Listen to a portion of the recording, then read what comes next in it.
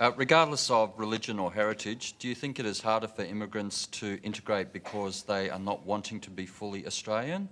Which begs the question, why did they choose to come here in the first place?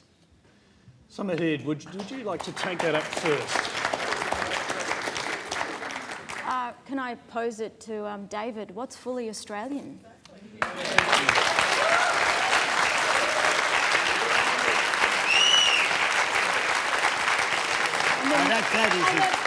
That is exciting. I would That really is like so to know. exciting. I mean, can I put you in my team? I mean, we've got you in the half-baked flank next week.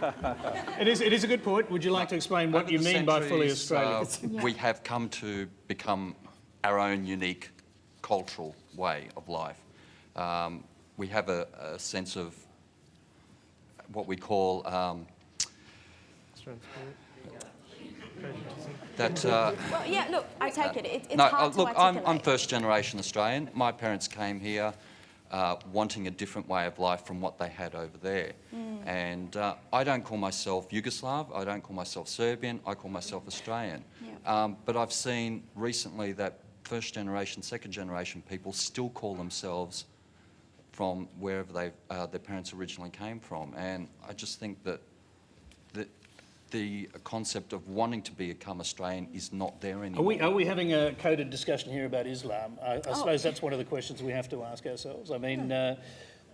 I'm not sure. Is it a coded question about Islam? I said regardless of heritage or Okay, fair enough. religion. All right. I mean, you pointed the fact that your parents came to Australia because they wanted a different way of life. They wanted a better way of life. I'd say that's the same for my parents too. They came to this country because, yes, it's the land of opportunity, and it has been the land of opportunity. But I think what's so unique about Australia is its demographic, the fact that we have a diversity here. That's what's great about Australia, and I don't think we should shy away from that whatsoever. We also have great values. We're strong believers in democracy and in the rule of law and everybody having the same access to that law. We have a very open approach to people. We're known for our laughter and our tolerance of other people, and I think that they are great qualities for a country to have that transcend sport.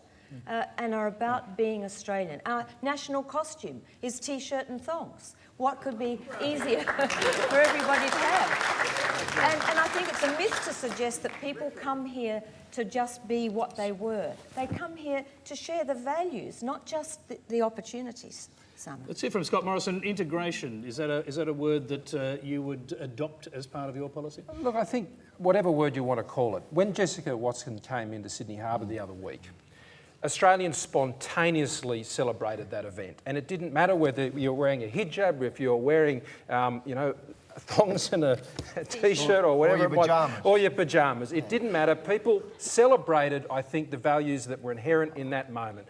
Courage, determination, all of these things that Jess, I think, said to us all, we could all identify with. And I think those Australian values are accessible. I don't think they're exclusive. I think for whatever culture or heritage you can come from, you can celebrate that heritage, but you embrace those values. And that's the feedback I get. It's something I strongly believe in, and I think that's what resonated on that day. Wow. I think one of the problems is that in this debate, we're always focusing on what's different and not what's the same. We're always focusing on our differences, not our similarities. I mean, I grew up in Parramatta and went to school at Macquarie Boys High School, and that was a diverse school.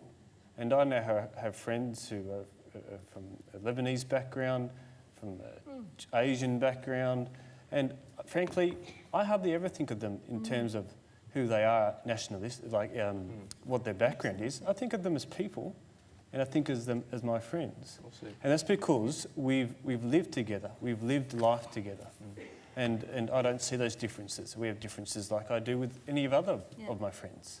That's it. Right. And I think that Australia, if it can continue on this, continue accepting immigrants and continue ensuring that they live together and experience life together, that Australia stands on the precipice of being able to be a leader in the world, of showing that we're becoming more a world of human people and not people who are just restrained by the identity of borders.